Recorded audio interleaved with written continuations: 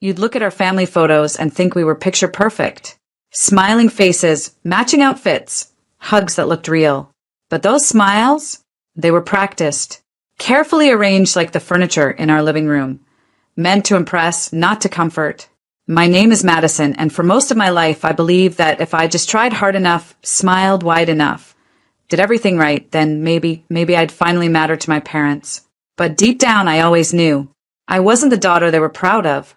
That title belonged to my younger sister, Kayla, the golden girl, the one whose messy handwriting was creative, whose tantrums were passion, whose every mistake was quickly forgiven with a laugh. Meanwhile, I was the quiet one, the responsible one, the one who got straight A's, held down jobs in college, and never once asked for anything. And maybe that's why they forgot me. Or maybe they just never truly saw me to begin with. Growing up, I used to think it was just in my head, that maybe I was being dramatic. But memories don't lie. Like the time I turned 16 and baked my own birthday cake because my mom was too busy helping Kayla pick an outfit for a school dance. Or when I got accepted into my dream university and my dad barely looked up from the TV. But when Kayla passed her driver's test on the third try, they threw her a surprise party. It was always like that. Her wins were celebrated. Mine were quietly expected. I told myself it didn't matter, that success wasn't about recognition, that I didn't need applause. And for a long time, I tried to believe it.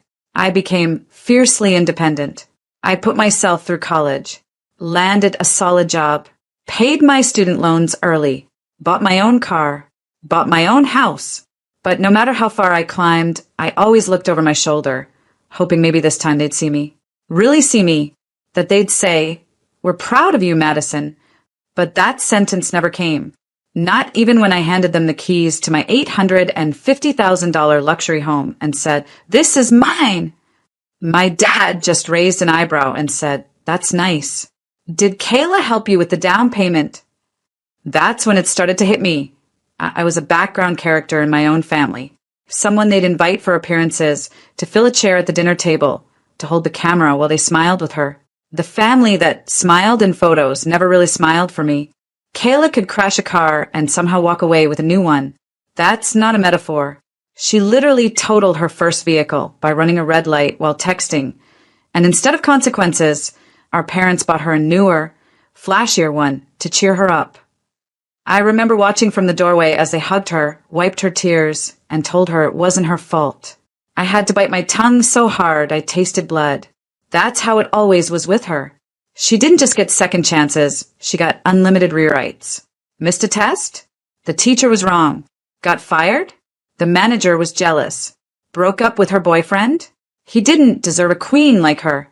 Our parents painted her world with gold and excuses, cushioning her every fall with soft pillows made of blind love and denial. Meanwhile, I was learning how to unclog my own toilet at 18, applying for scholarships, working late shifts while attending morning lectures. When I graduated college with honors, I mailed the announcement to my parents. My mom called 3 days later, not to say congratulations, but to ask if I could help Kayla prep for a job interview. She didn't even remember I had a graduation ceremony that weekend. But I kept going. I moved to a new city. I hustled, built contacts, survived rejections, and climbed the ladder until I landed a solid role in a growing firm. I saved. I sacrificed. I didn't go on vacations. I packed lunch instead of dining out. And finally, after years of quietly grinding, I stood inside my dream, a luxury home worth $850,000, all mine, fully paid. When I told my parents about it, I expected at least a flicker of pride. I sent them photos, told them how hard I'd worked. My dad texted back, "Wow, that's a big place for one person. Maybe Kayla can stay with you for a bit. She needs a fresh start." That hit me like a slap I'd been waiting for my entire life. She wasn't just the golden sister. She was the sun in their universe, and I was just orbiting quietly, hoping for warmth. I had thought maybe if I bought that house, they'd finally see me. But once again, I was only a stepping stone for her next comfort. They pampered her like she was royalty, while I worked like a servant in my own story. Kayla didn't need to work hard. She knew someone would always catch her. I envied that freedom, resented it even. But more than anything, I wanted it to be me they saw. Just once. I wanted them to acknowledge me without comparing me. Love me without using her as the standard. But when I realized even my greatest accomplishment was being sized up as a gift for Kayla's convenience, something inside me snapped. I didn't show it, not yet. But I started building something else. Not just wealth, but a way out. A quiet plan for when enough would finally mean enough. When I got the text about the family meeting, I paused for a second. It was from my mom. Let's all have dinner together this Sunday. Just family. It's been too long. A part of me softened. Maybe they were trying. Maybe this was the moment they'd finally see me as I was, an equal. I told myself to go with an open heart. I even brought a bottle of wine. The moment I walked in, though, the air felt off. Everyone was already seated around the dining table. My parents, Kayla, and her fiancé, Brandon. The smiles were there, but they were tight. Rehearsed. The kind that don't quite reach the eyes. My father clapped his hands together. There she is. Our girl with the fancy house. They laughed. I gave a small smile and sat down, brushing off the unease. Maybe I was being paranoid. Dinner started out normal, if awkward. Light conversation, some teasing. Then, slowly it shifted. Kayla sighed dramatically. So, Brandon and I are starting to look for places to live. But the market is just crazy. Mom nodded, playing her part. Everything's either tiny or way too expensive. Then came Dad. That's why our house is just ideal. Spacious. Beautiful. And already in the family. My fork froze midair. Kayla turned to me with the fakest smile I've ever seen. I know it's a lot to ask, but wouldn't it be amazing if you gifted it to us as a wedding present? I mean, you're doing so well. You don't even need all that space.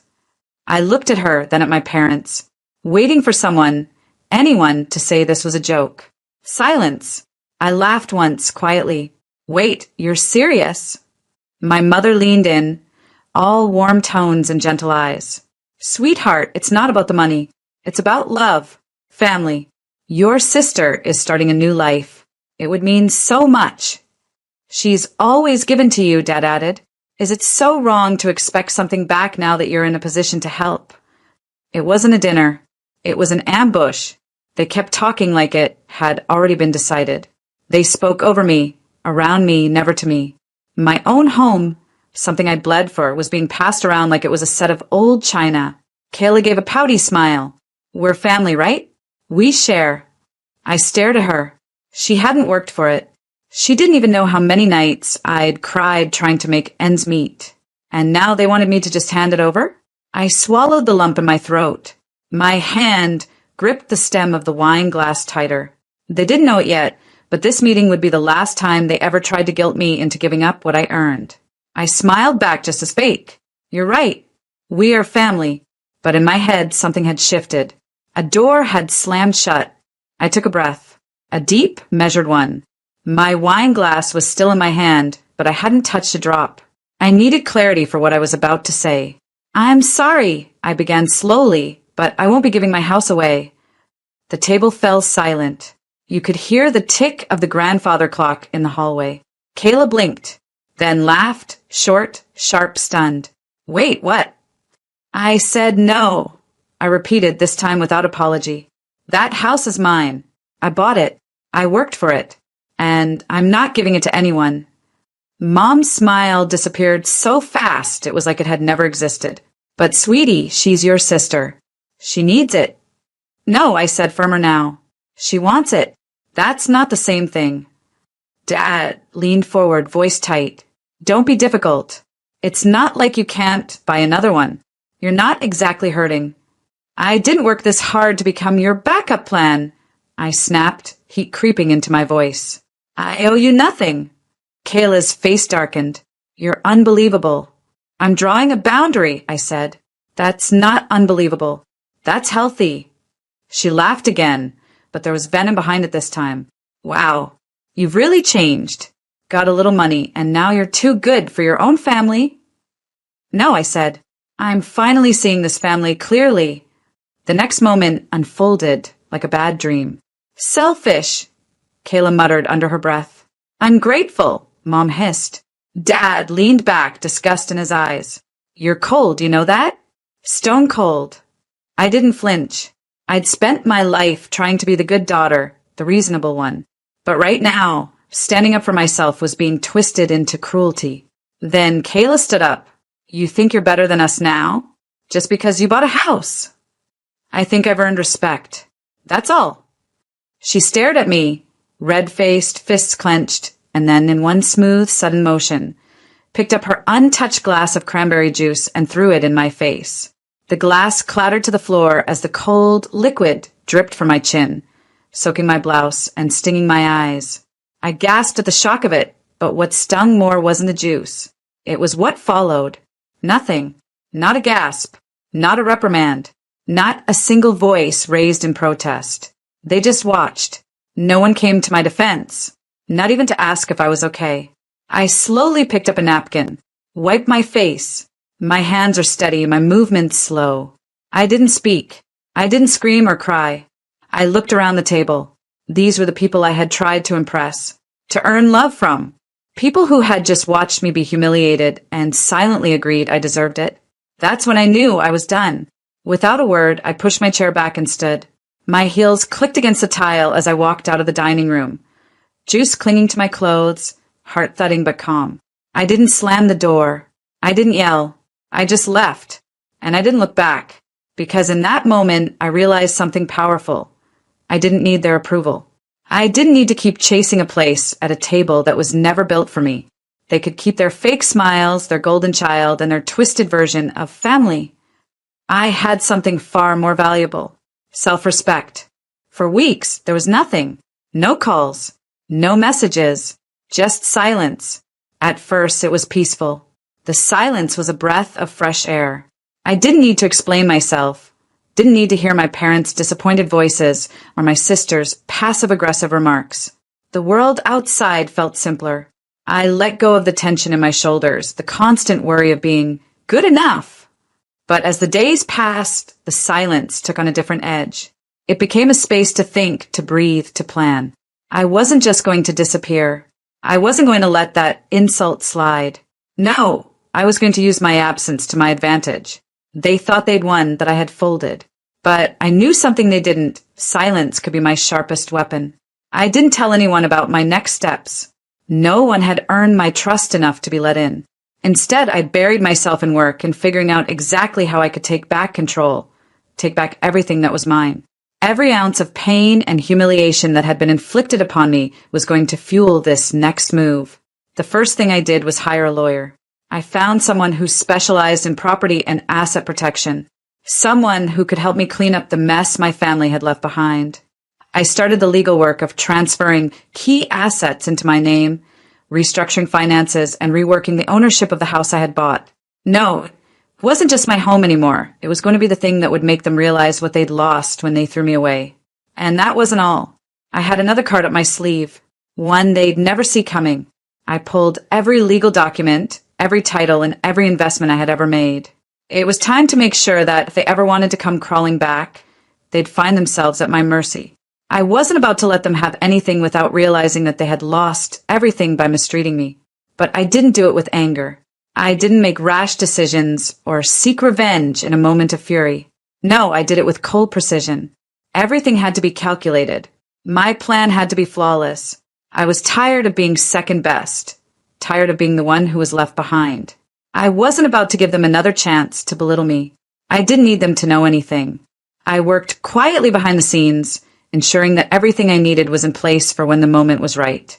As weeks passed, they must have thought I had accepted defeat.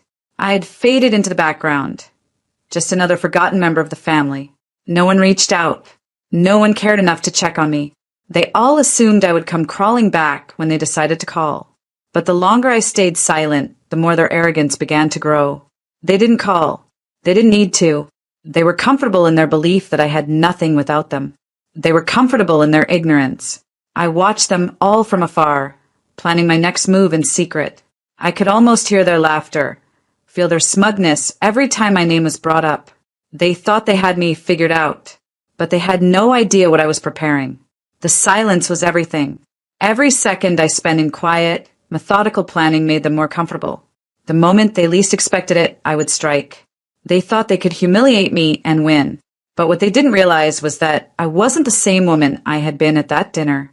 I wasn't desperate for their love anymore. I didn't need their approval. And when the time came, I was going to remind them of that. Months passed and still no one reached out. It seemed like the world had moved on without me. But deep down, I knew the truth. They were all still waiting for me to break. They were still expecting me to return to the fold, to beg for their forgiveness, or at least show up to make things right. But they had no idea that I had been quietly rewriting the script. Then one day, the idea hit me. I didn't need to chase after them anymore. I didn't need to beg for their approval. Instead, I would make them come to me. I crafted the invitation carefully. An elegant piece of paper with gold lettering and a quiet but forceful tone. It was short and to the point, just like me now. Dear family member's name, you are invited to a private event at my residence. Date, specific date. Time, specific time. Location, luxury house address. Please join me for an unforgettable experience. Regards, your name. It was formal. It was cold. It was perfect. I sent it out to my parents and my golden sister. No one else. They were the ones who mattered. The rest of the family could stay out of it. They weren't part of my world anymore. The only ones who would be coming to this event were the ones who had made me feel worthless in the first place. The day of the event arrived and the house was prepped to perfection. The luxury house I had bought was now more than just a dream I had worked toward. It was a symbol of everything I had built without their help.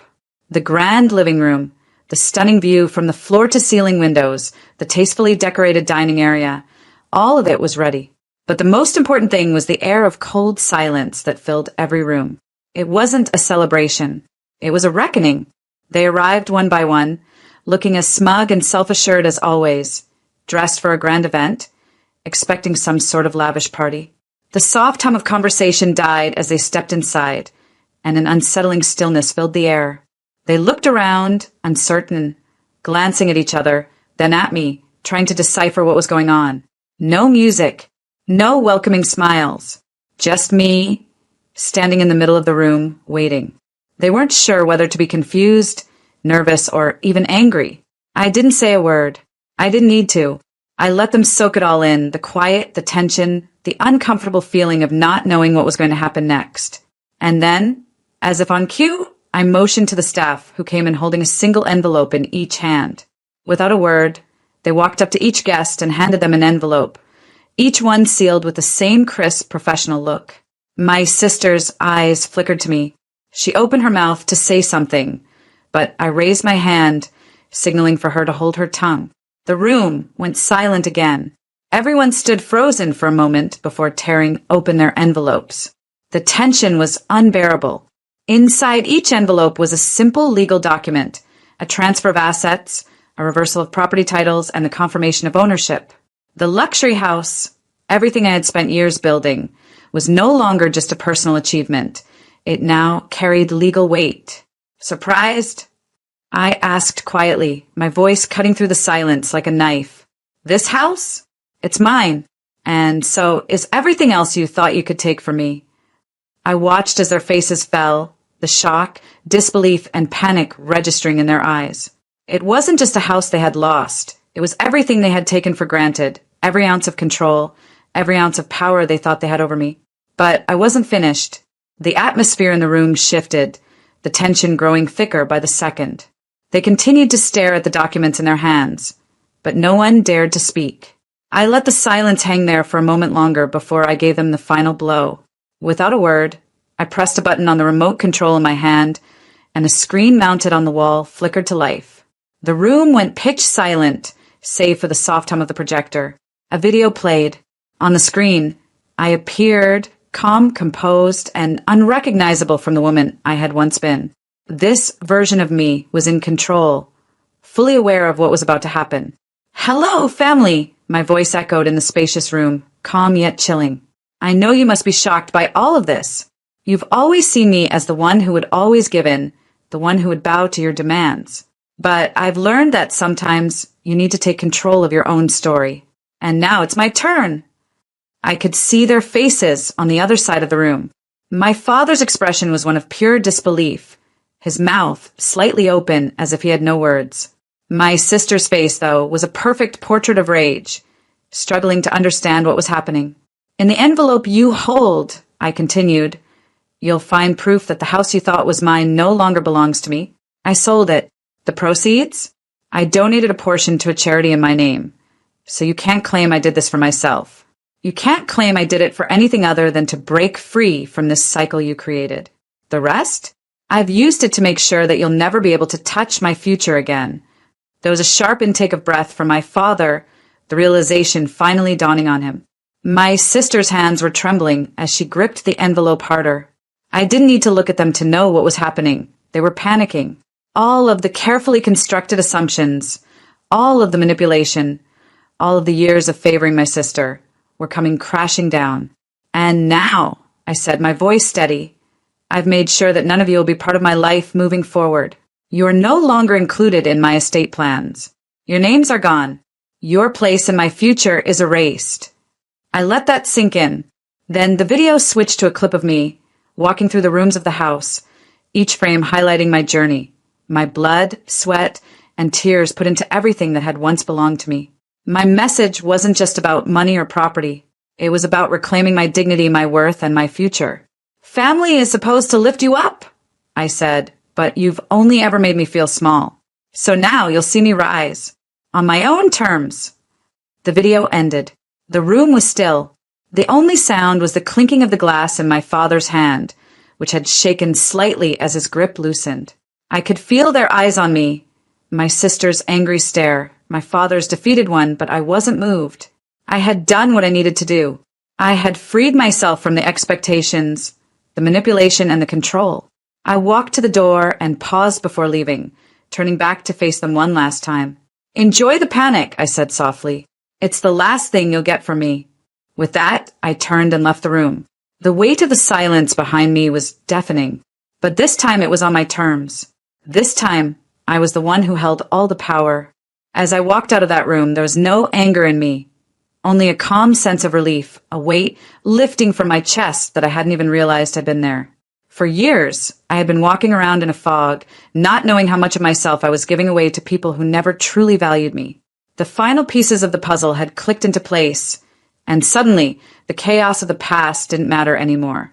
I had spent so much of my life trying to prove myself, to earn approval, to win affection, to be worthy of love from people who would never truly see me for who I was. But now, standing at the threshold of my new life, I realized I had already proven everything I needed to myself. I didn't need their validation to be successful. I didn't need their applause to feel valuable. The peace I felt now in this quiet, beautiful home in a new city was beyond anything I had ever imagined. The house was a reflection of everything I had built for myself. Every step, every late night, every sacrifice I had made to get here. As I wandered through the rooms, the echoes of my past seemed so distant, like whispers from another lifetime. The stark contrast between the old life and the new was jarring. In the old house, I had been suffocated by expectations, by favoritism, by the weight of living in someone else's shadow. But here, in this new place, I felt like I could finally breathe. The walls were adorned with memories I had chosen, not the forced moments of family gatherings where I had always been second best. I had real friends now, not people who had been tied to me by blood, but by shared values and genuine affection. These friends were the ones who had supported me when I felt small, who had celebrated my victories, and who never asked me to sacrifice who I was for the sake of their approval. I walked into the living room and sat down on the couch, a soft sigh escaping my lips as I leaned back. It felt like I could finally exhale fully for the first time in years. In the past, I would have been angry, furious even, at how they had treated me, at how they had thrown words at me like daggers, and at how my worth had been measured by everything other than my heart. But now I just felt free. There was no bitterness in me, no resentment. It had all been washed away with the clarity of the decision I had made to walk away. The truth was simple. I didn't need their love to be whole. I didn't need their approval to be successful. I had everything I needed, and it wasn't because of them, it was because of me. As I looked out the window, watching the sun dip below the horizon, I felt a wave of calm wash over me. There was no longer any anger or fear, just peace. I had let go of the people who never saw me for who I was. I had released the weight they had put on my shoulders. I smiled softly, a quiet pride swelling in my chest. I'm not heartless, I said to myself, but somehow I knew these words would be heard by the universe. I just finally gave my heart to people who deserved it. The city lights twinkled outside as I stood up and walked to the kitchen, knowing that no matter where life took me from here, I was no longer bound to a past that never truly accepted me. I had found my place in the world, a place where I was free to be myself. No apologies, no regrets, and no strings attached. The journey wasn't easy, but now I could look back and smile, knowing it had been worth every step.